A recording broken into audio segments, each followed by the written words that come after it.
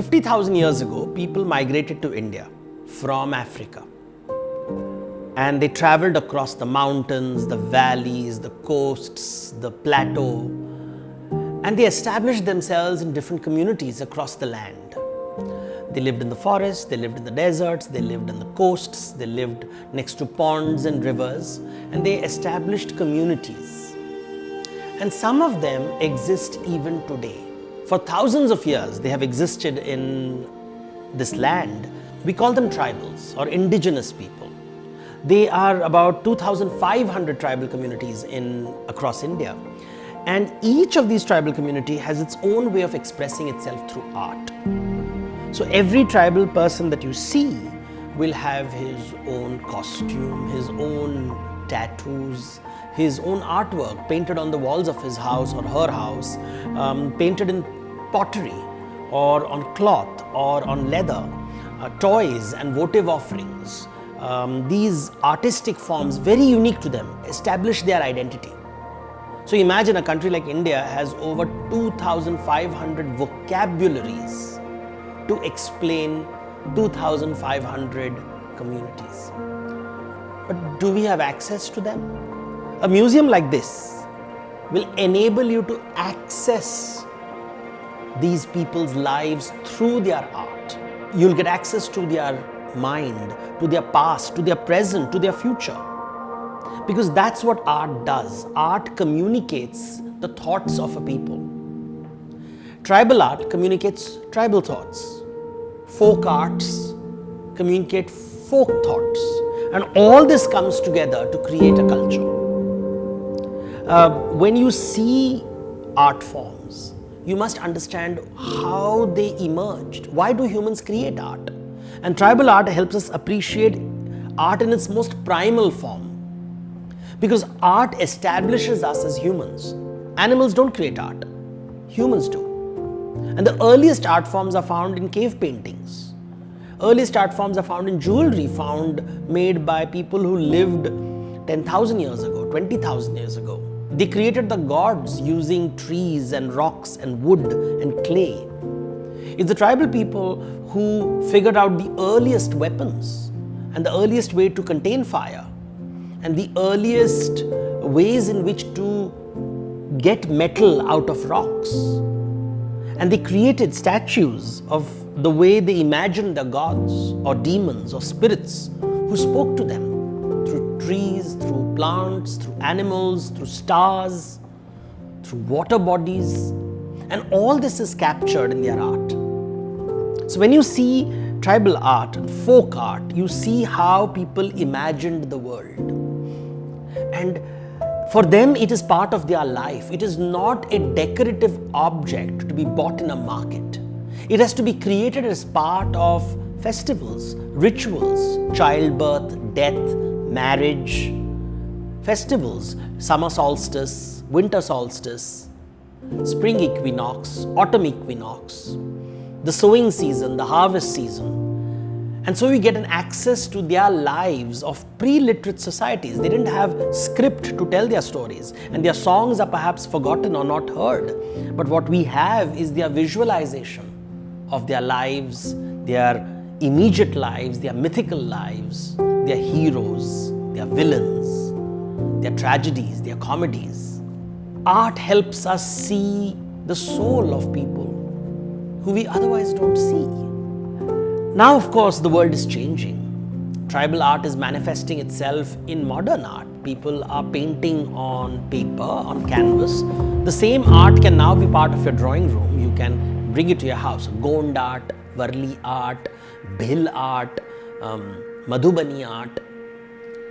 Things that were part of people's lives in their homes, in their kitchens, on their walls can now be part of your bungalow, your front room, your backyard.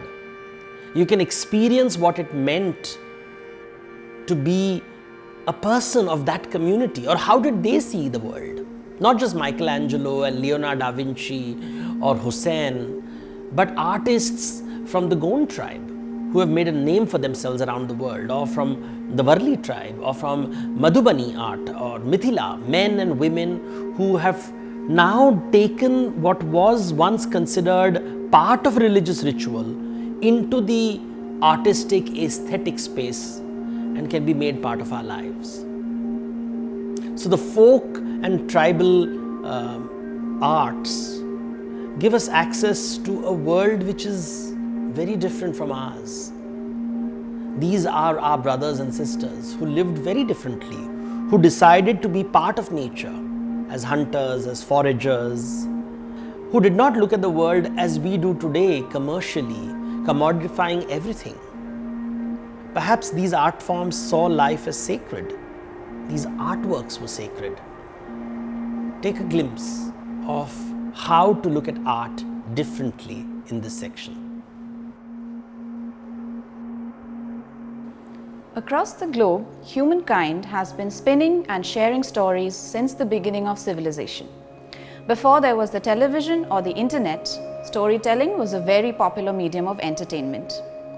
Usually after a hard day's work, people would gather around the storyteller as he spun tales about brave kings, beautiful queens, and magical beings.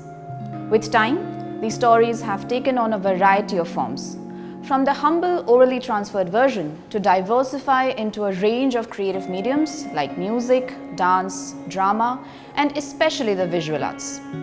This is MAP's tribute to the incredible art of storytelling through some highlights from the museum's indigenous art collection. We start our journey from east of India in the state of West Bengal. In the Paschim Midnapur district of West Bengal lies the quaint little village of Noya. Otherwise ordinary looking and unexciting, it comes alive once every year in time of the annual Potto Mela. For the village of Noya is the hub of the Pattachitra art form of Bengal, and almost every resident here is a Patua Chitrakar.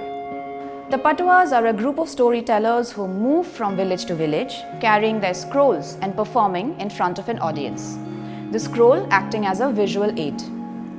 Episodes from the story are painted within vertical registers, and the Patua rolls out the scroll bit by bit as the story progresses.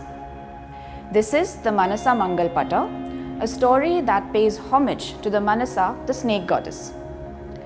The narrative spans the lives of Chand Saudagar, his son Lokhinder, and his daughter-in-law Behula. When Chand refuses to accept Manasa's divinity, she kills Lokhinder, and Behula is left a widow on her wedding night.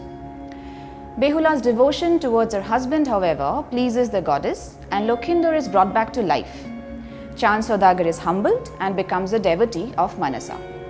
Bidding goodbye to the Bengali Patuas, we now move to the neighbouring state of Bihar and meet the Madhubani painters. Mithila or Madhubani painting was for the longest time an intimate art form confined to the inner chambers of an upper caste house, created only by Brahmin and Kshatriya women. An earthquake in 1934 led to the chance discovery of these paintings. Another natural disaster, this time a drought, changed this medium from ritualistic art to a means of livelihood. The drawings traveled from walls to paper, subjects changed from religious to everyday life, even as the skills transferred from upper caste women to everyone else. This work by Bauva Devi, a pioneering artist of Madhubani, illustrates an episode from the legend of the Naga Kanya or the snake maiden. In the painting, two snakes assume a human form to fulfill the wishes of a woman they consider their sister, who wishes for a natal home. Next stop on our travels is the lush forests of Madhya Pradesh to meet the Gond artists. What is known popularly as Gond art is actually an art form that belongs to the Pradhans, a community living in the village called Patangarh. Traditionally musicians to the higher caste Gond patrons, the community is today celebrated for their unique painting style. This school of art was pioneered by Jangarh Singh Shyam, who invented the signature of using dots and dashes. Christian the Jangarh Kalam, the style was adopted by generations of artists from his village, each developing their unique style within the idiom. Jangarh also pioneered the representation of Gond Pradhan myths and deities in a visual format. Subjects that he explored ranged from everyday themes to traditional myths and supernatural figures, themes that the artists who came after him continue to practice and make popular. This is a painting by Jangarh of Kekramal. a mythical figure that combines a crab and an elephant and features in the Gond Pradhan origin myth. The story involves Bada Dev, the creator, a crow, a crab and an earthworm who together help shape the earth using clay from the underworld. The distinct Jangarh signature is visible in the outlines created using many small dots in a range of colors. To the south of Madhya Pradesh is the state of Maharashtra. This is where we now meet the Chitrakati artists who make pattern paintings. The pattern paintings, like the scrolls of Bengal, have a performative aspect. They act as visual aids to itinerant storytellers who travel from village to village narrating stories of the Ramayana and Mahabharata. The small group of bards set themselves up for village audiences, showing the paintings one by one while singing or reciting the narrative to which they belong. The recitation always begins with the invocation to Hanuman, for it is believed that Hanuman never tires from hearing Rama's name. He is always the first to arrive and the last to leave. The storytelling might end, but Ram Nam remains, having Hanuman as its eternal custodian. This image could be an episode from either of the two epics. A warrior on the right is seen with a bow and arrow pointed at a Rakshasa or demon twice his size. The ferocious aspect of the demon is made evident by the row of sharp teeth and a long red tongue. It seems to be already hit by numerous arrows, but all have failed to bring him down as he advances towards the warrior.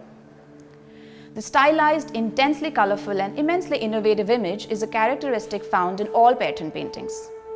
They're always made on coarse paper, sometimes on both sides of a single sheet, and are created as a series or set under the chosen theme. Now it is time to take a small detour towards the ancient shadow puppeteers of Andhra Pradesh who practice the art of Tholu Bommalata. In Telugu, Tholu is hide or leather and Bommalata means dance of the dolls. These puppets originally acted as props or accessories for storytelling performances by itinerant bards who moved across boundaries of India and beyond. The stories they narrated were Hindu epics, but at times they also included secular themes and even social commentary.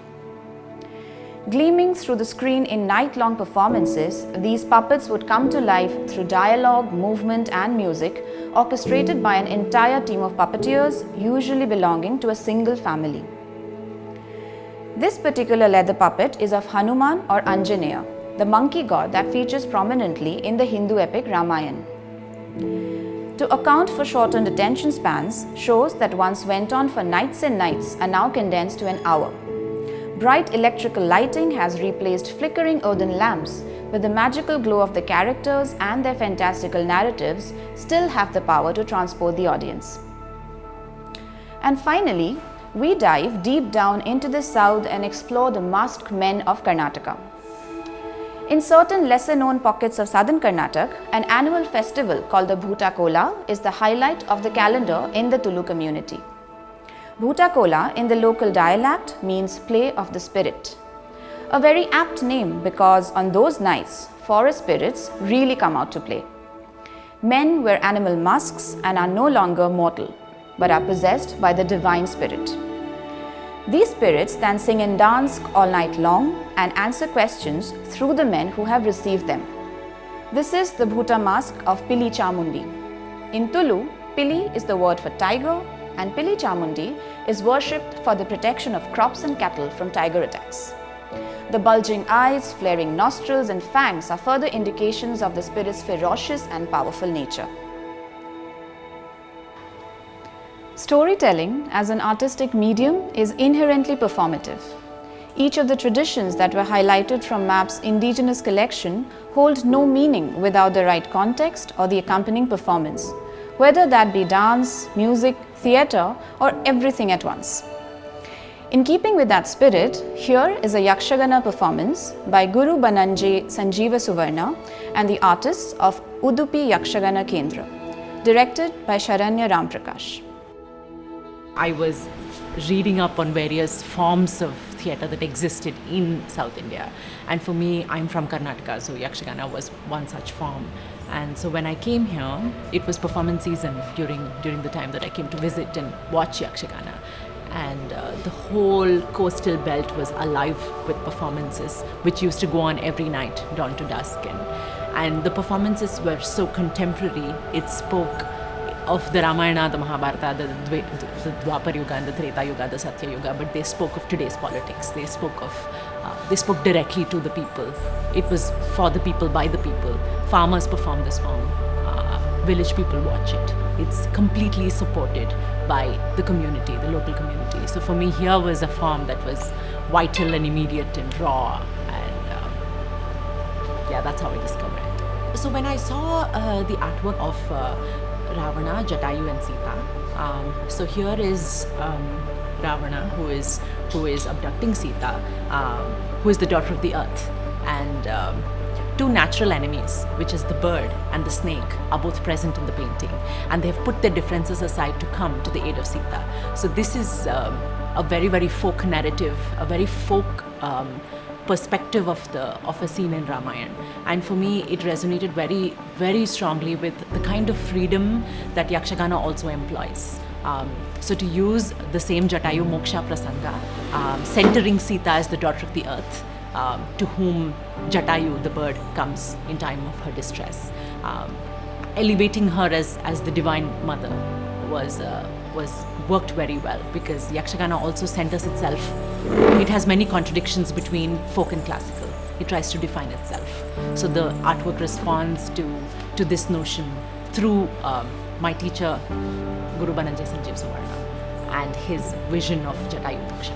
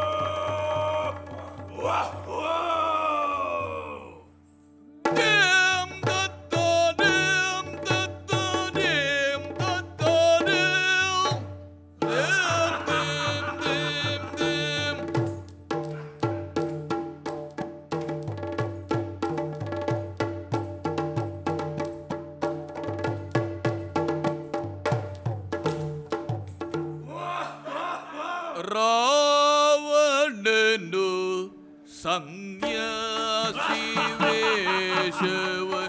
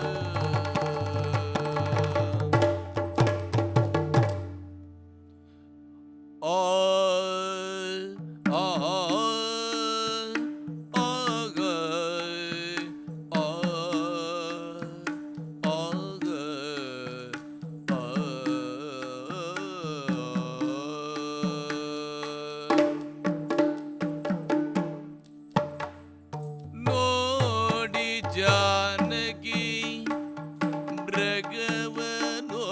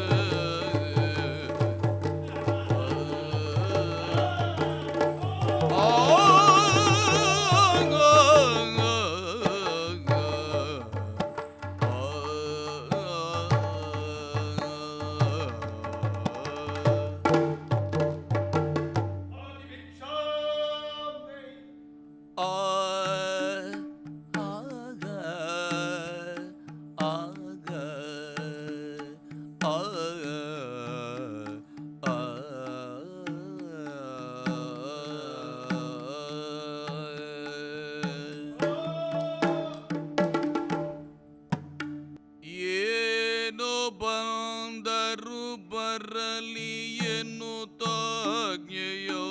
ಮೀರೆ ಏನು ಬಂದರು ಬರಲಿ ಎನ್ನುತ್ತಾಜ್ಞೆಯೋ ಮೀರಿ ಅವನಿಸುತ್ತೆ ನಡೆದಳು ದಾರವರ ತನಗೆ ಸಿಕ್ಕಿನಳೆಂದು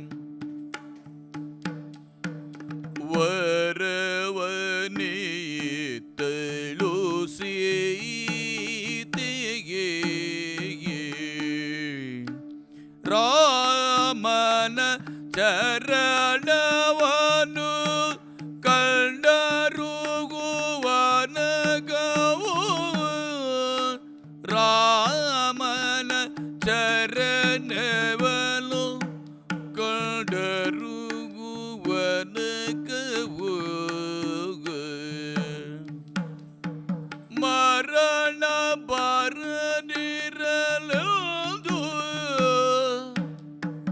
ಮರಣ ಬರದಿರಲೆಂದು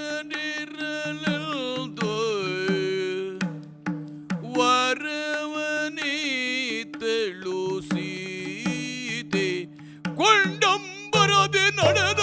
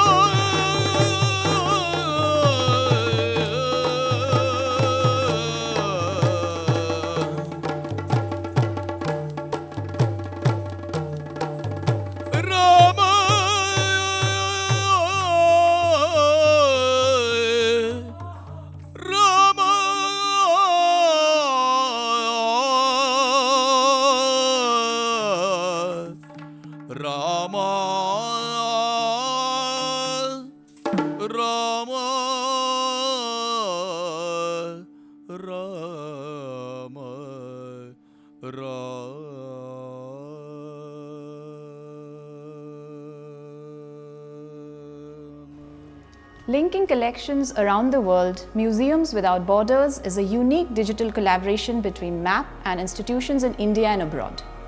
Each episode in this series juxtaposes an artwork from MAP with an object from a partner museum, exploring commonalities and differences in style, subject, or narrative. In a time of restricted mobility, this initiative helps to build bridges between people, collections, and institutions. Both Jangarh Shyam and Kenojuak Ashevak were pioneers in their own fields. Jangarh propelled the Goan Pardhan style of painting, while Kenojuak was considered a pioneer in the modern Inuit art space. This video examines their trajectories as artists, their unique style of painting, the subjects that enter their works, and the indelible impact they left on their respective fields. Each of their selected works feature a central bird figure, an owl by Ashevak from Risdi's collection, and a majestic peacock by Shyam in MAP's collection.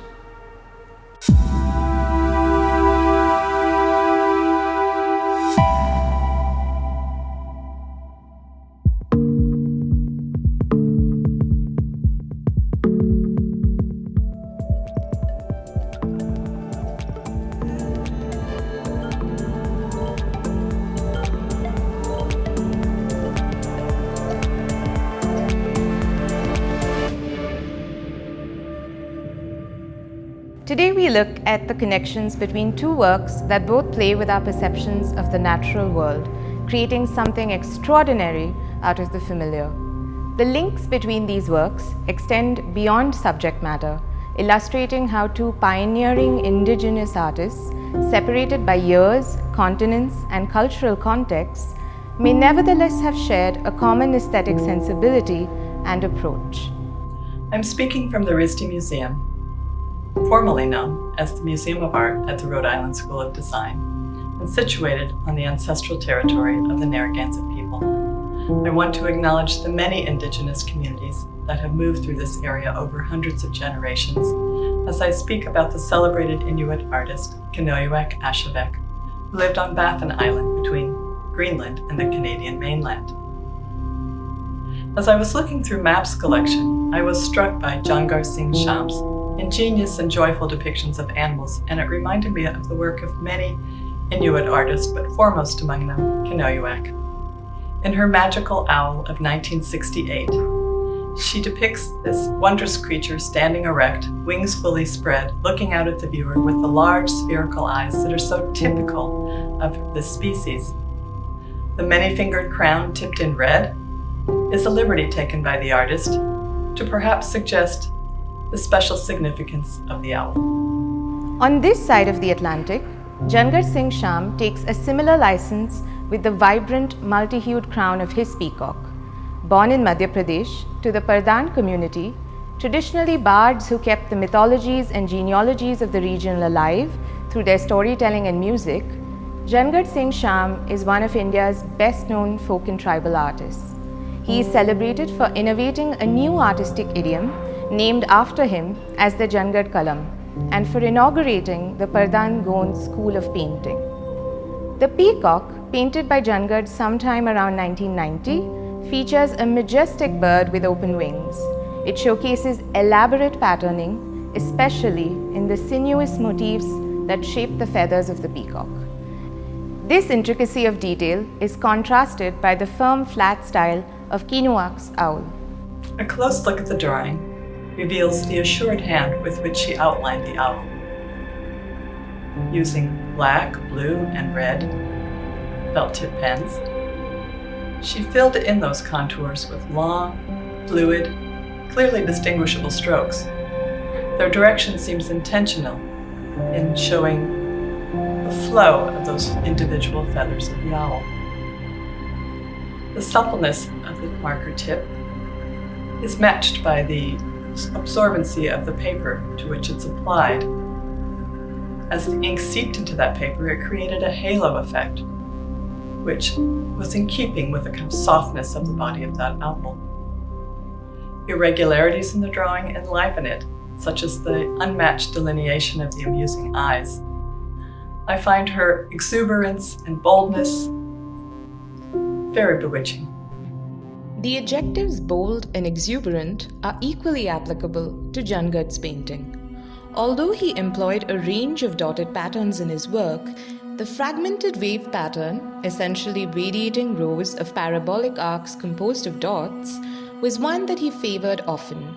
Here it is used to wonderful effect, as if reflecting the billowing of the bird's wings or the rippling of the feathers as the peacock begins to fan them out. This, coupled with the use of vivid, bright colors, brings a striking force and energy to the work. There are more than 100 prints and many drawings of owls by Kenojuak, most of them featuring the regal spray of feathers that surround the head, most famously the enchanted owl of 1960, a stone cut that appeared on Canadian stamps. But owls are featured in the work of many Canadian artists due to their significance both culturally and spiritually within the community. There are many legends surrounding the owl across the various Arctic groups, including a creation story where the owl is associated with light. When Kenojuak described her practice in 1978, she compared herself to an owl, saying, "There is no word for art. We say it is to transfer something from the real to the unreal. I am an owl. I am a happy owl. I like to make people happy and everything happy. I am the light of happiness. And I am a dancing owl." Similarly, peacocks are abundantly present in Indian art and mythology, but they also frequently appear in the works of Pardhan artists due to the local cultural significance they carry. A famous Pardhan Gondi myth surrounding the peacock, for instance, is a creation fable that varies in the telling but attempts to explain the disproportionate appearance of the bird's feet, which are considered unattractive, to the rest of its body.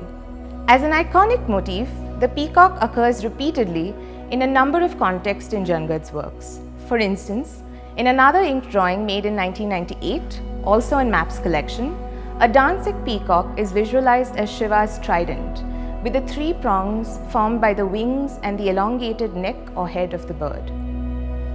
On the one hand, this is Jangarh playing with form. On the other, it is also his approach to art that does not distinguish between the real and the imaginary, the natural world and the poetic myths of his childhood. It is also why his art was so transformational. Unlike several other Indian folk and tribal traditions, such as Varli or Madhubani painting, he didn't have a pre-existing collective visual tradition to draw upon. His pictorial world was therefore unprecedented and brought to life characters that the Pardhans may have sung about for eons but had never visualized. When Kenojuak made the enchanted owl in 1960 and the magical owl in 1968, Drawing and printing were relatively new practices in her community of Kingite. She had grown up in a traditional lifestyle of nomadic hunting, and even when she first began making prints and drawings, she was still living a semi-nomadic life with her husband and children. The Inuit had long made stone and ivory carvings to pass along the stories of their nomadic life, of the past and the present. But in the mid-1950s, the Canadian artist James Houston came to Kingite and set up a studio, encouraging the Inuit to make works of art on paper, recognizing there would be an audience for them in the South. By 1959, the West Baffin Eskimo Cooperative had been established, and Kenojuak's work was part of its annual collections from the very beginning. This source of income became important to her, especially after her husband died, and she was always very proud that she could support her family and her community through her art. She became the first internationally recognized Inuit artist, exhibiting globally and working until her death in 2013. In a near parallel, the man who was key to bringing Jangarh into the urban context and to the notice of the larger art world was J. Swaminathan. The latter was instrumental to the establishment of the multi-art complex Bharat Bhavan in Bhopal, where he drove a strong focus on tribal art. Through his interventions, Jangarh was brought to Bhopal and introduced to never-before-seen mediums, from acrylic and poster paints to printmaking, all of which he revelled in, embraced, and rather quickly mastered. He is famously known for remarking, "The first time I dipped my brush in bright poster colors in Bhopal, tremors went through my body."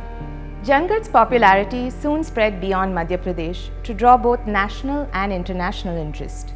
Tragically, however, his genius and ascending stardom in the art world was short-lived. At the time of his death, he was only 39. His work, however, lives on and continues to inspire newer generations of Pardhan artists. These archetypal birds, the peacock and the owl, are linked not only by the vibrancy and whimsy that underline their depiction, but also by the similarities in the lives and minds of their creators, who both managed to forge unconventional paths and to build lasting legacies.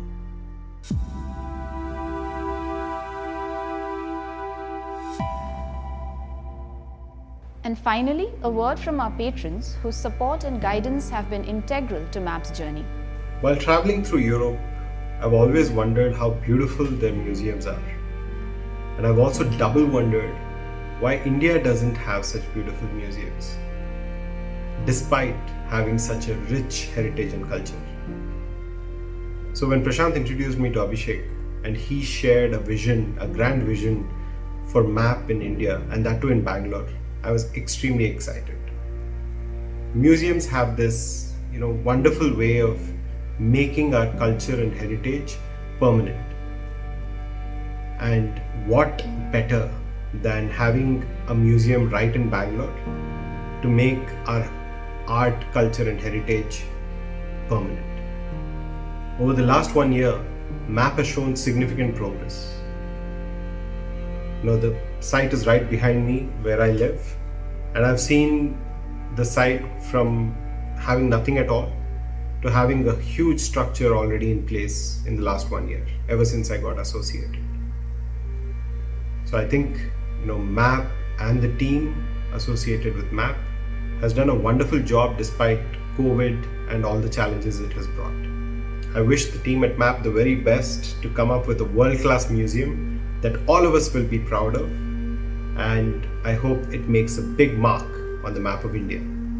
At Foundation, we always believed museums are extremely important to represent the culture of the country. If you want to know the index of any country, the good museums indicate that. In our country, we have 5,000 years history, and so much of so much of history has happened, and so many objects we can get. But we require great museums, and number of museums should be more in our country. In this direction, we thought of helping MAP Museum for Arts and Photography. Not only we should build museum and support museum, we should also make awareness in the common people, because people will not be aware of what is museum, why it is so useful, how it makes you deep rooted to your culture. And by looking at the object, you realize that how our ancestors lived. Looking at the photographs, you realize how photographs have evolved. They are the real witness over a tested time. Hence, I request all of you take advantage of this museum. And also, knowledge should be free. So, Infosys Foundation has supported for a free gallery. Use it. Also, be aware of our culture and also teach others awareness about history, culture and music.